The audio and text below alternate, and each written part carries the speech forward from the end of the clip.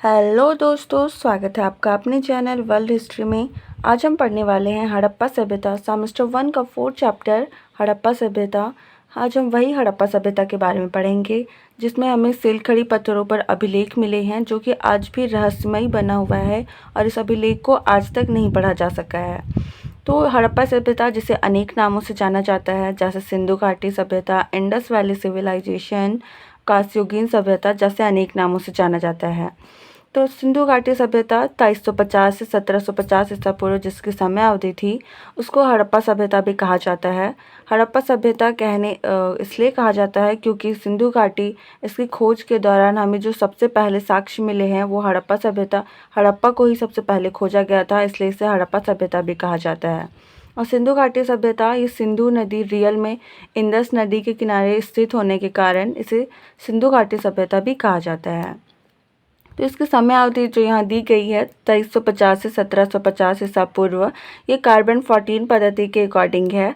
Carbon 14 पद्धति का नाम तो आपने सुना ही होगा। इतिहास में कोई भी अवशेष हमें प्राप्त होता है तो उस अवशेष के आधार पर उसकी समय अवधि ज्ञात की जाती है कार्बन 14 पद्धति के द्वारा। तो उसी पद्धति के द्वारा जो हड़प्पा सभ्यता की जो समय अवधि का पता लगाया गया वो 2350 से 1750 ईसा पूर्व है।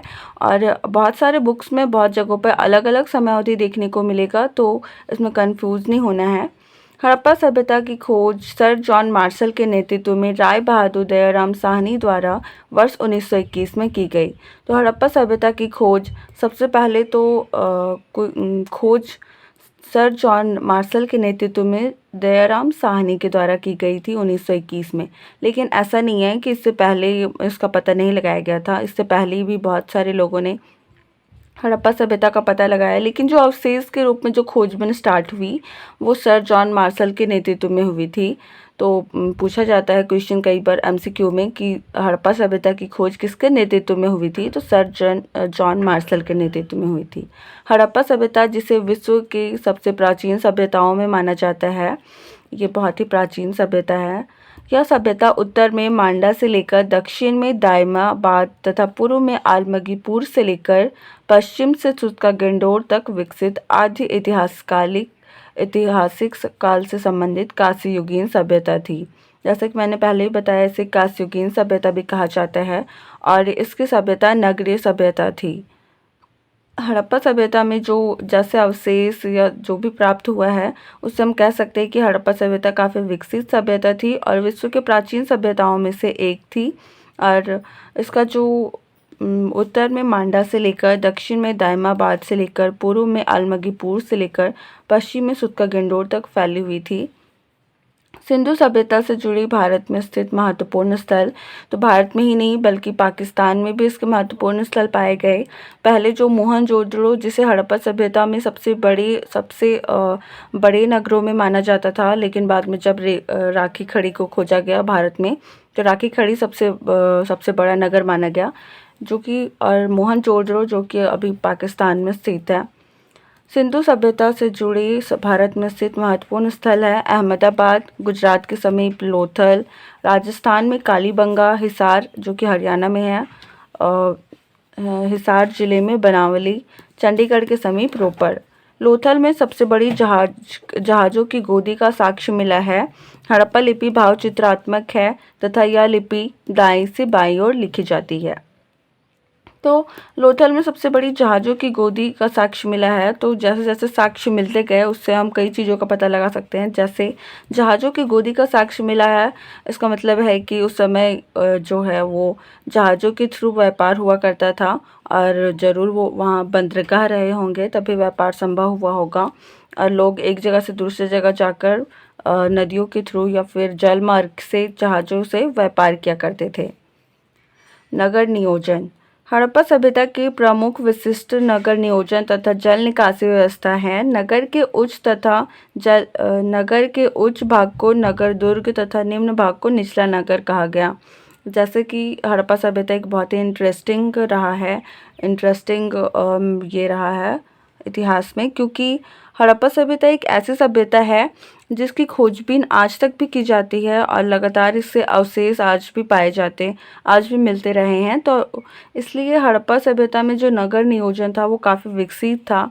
उस समय जल निकासी के लिए सुव्यवस्थित व्यवस्था की गई थी, नालियों की व्यवस्था थी, सड़कें पक्की थी। तो नगरों के ऊंचे भाग को नगर दुर्ग कहा जाता था और निचले भाग को निचला नगर कहा जाता था। कालीबंगा एकमात्र हड़प्पाकालीन स्थल था जिसका निचला शहर भी किले से घिरा हुआ था।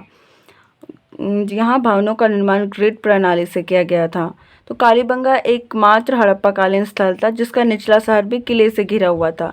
तो किले से इसलिए घिरा जाता था ताकि बाहरी जो लोग हैं या फिर बाहरी जो शासक है वो आक्रमण ना कर सके। तो सुरक्षा की दृष्टि के लिए क्या किया जाता था, किलेबंदी की जाती थी। तो कालीबंगा एकमात्र हड़प्पा स्थल था। कालीबंगा कहाँ स्थित था? तो कालीबंगा राजस्थान में स्थित था। काली का अर्थ काला होता है और बंगा का अर्थ चूड़ियाँ होता है। तो कालीबंगन जो कि काली चूड़ियों के लिए बहुत ज़्यादा उस समय प्रसिद्ध था। अब है मोहनजोदड़ो से प्राप्त वृहद स्नानघर एवं प्रमुख स्मारक हैं, जिसके मध्य में जलकुंड या स्नानकुंड 11.88 मीटर लंबा, 7.011 मीटर चौड़ा और 2.43 मीटर गहरा है।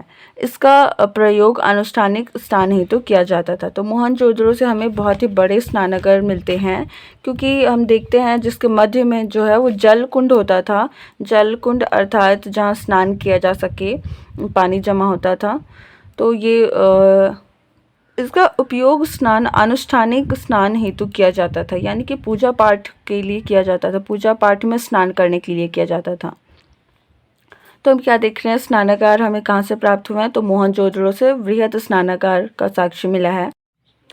आगे हम देखेंगे सामाजिक जीवन, किस प्रकार से लोग किस प्रकार के समाज में रहते थे। तो परिवार समाज का आधार था। लोग परिवार में रहते थे जो संभवतः मातृसत्तात्मक था, यानी कि जो पहले हमने वैदिक काल में देखा वो पितृसत्तात्मक समाज था, और हम क्या देख रहे हैं, हड़प्पा काल में जो समाज था वो मातृसत्तात्मक था। समाज 4 वर्गों में बटा था: विद्वान, योद्धा, व्यापारी, शिल्पकार। लोग शाकाहारी तथा मांसाहारी दोनों थे। आमोद प्रमोद या मनोरंजन का साधन जुआ खेलना, शिकार, नृत्य, संगीत इत्यादि थे। हड़प्पा सभ्यता निवासी ऊनी एवं सूती दोनों प्रकार के वस्त्र पहनते थे। तो इस प्रकार से हम देखते हैं कि लोगों को काफ़ी कुछ के बारे में जानकारी थी। लोग व्यापार भी थे, योद्धा भी थे, विद्वान भी थे और शिल्पकार भी थे, और इसी आधार पर समाज जो था वो 4 वर्णों में बटा हुआ था। आमोद प्रमोद या मनोरंजन का साधन जुआ खेलना, शिकार या नृत्य संगीत था। हड़प्पा सभ्यता ऊनी और सूती दोनों प्रकार के वस्त्र पहनते थे। तो सूती वस्त्र जब पहनते थे तो सूती वस्त्र तो कपास से ही बनाए जाते होंगे, और कपास भी वहाँ मिला होगा। आगे हम देखेंगे कि हमें कपास के भी साक्ष्य मिले हैं। शवों को जलाने एवं दफनाने की प्रथा प्रचलित थी। नेक्स्ट है धार्मिक व्यवस्था। सिंधु घाटी सभ्यता के लोग मातृदेवी की पूजा करते थे, जैसा कि पहले भी हमने देखा कि मातृसत्तात्मक समाज था, और वृक्ष पूजा का भी प्रचलन था। मंदिर के अवशेष यहाँ नहीं मिले हैं, फिर भी मातृदेवी की उपासना के साथ साथ कुब्बड़ वाला सांड लोगों के लिए विशेष पूजनीय था। नाग की भी पूजा की जाती थी। तो हम देख रहे हैं कि यहाँ अंधविश्वास टाइप का, यानी कि जो है सारी चीज़ें जो है वो प्रकृति की पूजा की जा रही है, मातृदेवी की पूजा की जा रही है, वृक्ष पूजा की जा रही है, और फिर कुब्बड़ वाला सांड की पूजा की जा रही है, नाग की पूजा की जा रही है। इसके अलावा वे धरती माता की भी पूजा करते थे। तो सारी चीज़ें जो है वो कुल मिलाकर प्रकृति की पूजा करते थे। आर्थिक जीवन के प्रमुख आधार कृषि और पशुपालन, शिल्प और व्यापार थे। जैसा कि वर्ण 4 वर्गों में विभाजित था: शिल्पकार, व्यापारी, विद्वान, योद्धा। तो उसी के अनुसार जो कार्य बटा हुआ था, और जो प्रमुख आधार था वो कृषि और पशुपालन था। हड़प्पा सभ्यता में 9 फसलों की जानकारी मिलती है: गेहूँ, जौ, कपास, खजूर, तरबूज, मटर, राई, सरसों एवं तेल। विश्व में सर्वप्रथम कपास की खेती यहीं प्रारंभ हुई। जैसा कि मैंने पहले बताया कि यहाँ के लोग सूती वस्त्र भी पहनते थे, तो सूती वस्त्र कपास से ही बने होते होंगे, और यही हमें सबसे पहले कपास की खेती का साक्ष्य मिला है। इसी कारण यूनानियों ने इसे सिंडोन कहा है। किसे? कपास को सिंडोन कहा। लोगों का मुख्य पेशा शिल्प एवं उद्योग था। शिल्प कार्यों में मनके बनाना, शंख की कटाई, धातुकर्म, मुहर बनाना तथा पाट बनाना सम्मिलित थे। तो हम क्या देखते हैं, लोगों का जो मुख्य पेशा था वो शिल्प एवं उद्योग था, यानी कि लोग इससे भी परिचित थे। शिल्प कार्यों के में मनके बनाना, शंख की कटाई करना, धातुकर्म यानी कि धातु से जो बनते हैं वो बनाना, मुहर बनाना, पाट बनाना इत्यादि सम्मिलित थे।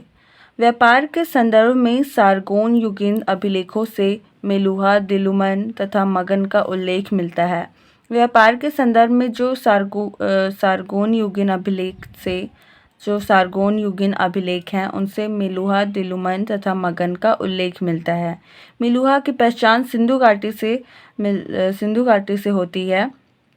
हड़प्पा और मोहनजोदड़ो व्यापार के प्रसिद्ध केंद्र थे। हड़प्पा और मोहनजोदड़ो जो थे वो व्यापार के प्रसिद्ध केंद्र थे।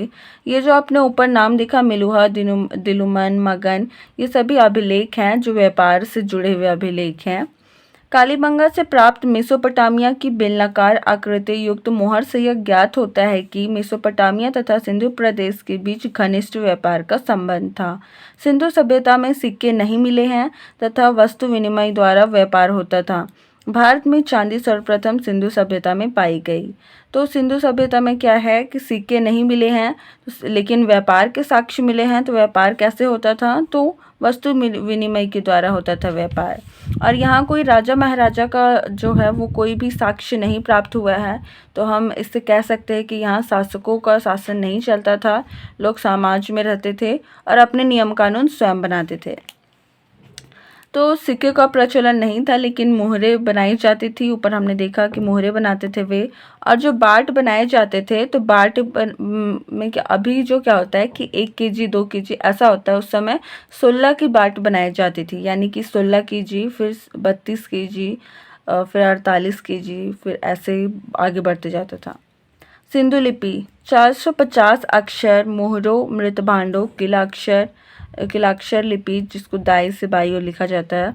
तो सिंधु लिपि जो उसमें क्या क्या मिले हैं, तो 450 अक्षर वाली मोहरें मिली हैं, मृतभांड मिले हैं, किलाक्षर लिपि मिले हैं, दाई से बाई और मिले जो जिसे लिखा जाता था। चित्रात्मक लिपि सिंधु घाटी में जो भी हमें मिले हैं, अभिलेख मिले हैं, वो चित्रात्मक लिपि में लिखे हुए हैं, यानी कि फिगर में दर्शाए हुए हैं। तो जैसे कि बेसिकली क्या होता है, हम चीज़ों को अगर वो पूरा फिगर में है तो हम उसे पढ़ सकते हैं, या फिर वो पूरा लिखा हुआ है तो भी उसे पढ़ सकते हैं। लेकिन सिंधु घाटी में जो हमें अभिलेख मिलते हैं उसमें आधा फिगर है और आधा लिखा हुआ है, इसलिए चीज़ों को पढ़ना टफ हो जाता है और इसलिए आज तक वही रहस्यमयी बनी हुई है। उसमें क्या होता था कि ऐसे कुछ फिगर बना हुआ है, फिर कुछ लिखा हुआ भी है, दोनों को मिक्स कर दिया गया है, जिससे आज तक नहीं पढ़ा जा सका है। अंततः हम देखेंगे कि सिंधु सभ्यता के पतन के संभवतः निम्न कारण रहे होंगे। तो हम कंफर्म कुछ नहीं कह सकते, क्योंकि आज तक कंफर्म पता नहीं लग पाया है कि सिंधु सभ्यता का अंत कैसे हुआ। इतनी विकसित सभ्यता होने के बावजूद इसका अंत कैसे हुआ। तो इसमें कई सारे विद्वानों, कई सारे इतिहासकारों ने अनुमान लगाया है किस प्रकार से सिंधु सभ्यता का अंत हुआ होगा। पहला कारण है भूतात्विक परिवर्तन। तो पहला है भूतात्विक परिवर्तन। भूतात्विक परिवर्तन का अर्थ है यानी कि प्रकृति में कुछ परिवर्तन हुआ होगा जो मानव के अनुकूल नहीं होगा, जिसके कारण संभवतः सिंधु सभ्यता का अंत हुआ होगा। दूसरा जो कारण है वो जलवायु परिवर्तन। इसे भी बहुत सारे लोग मानते हैं कि सिंधु सभ्यता का अंत है वो जलवायु परिवर्तन के कारण हुआ होगा। तीसरा कारण है बाढ़, क्योंकि सिंधु सभ्यता में हम जो भी स्थल हमें प्राप्त हुए हैं, जो भी स्थल से हमें साक्ष्य मिलते हैं, तो सारे स्थल में हम देखते हैं कि वो नदियों के किनारे स्थित है, और नदियों के किनारे स्थित है तो हो सकता है बाढ़ आने के कारण सिंधु सभ्यता का अंत हुआ होगा। चौथा कारण है नदियों द्वारा मार्ग परिवर्तन।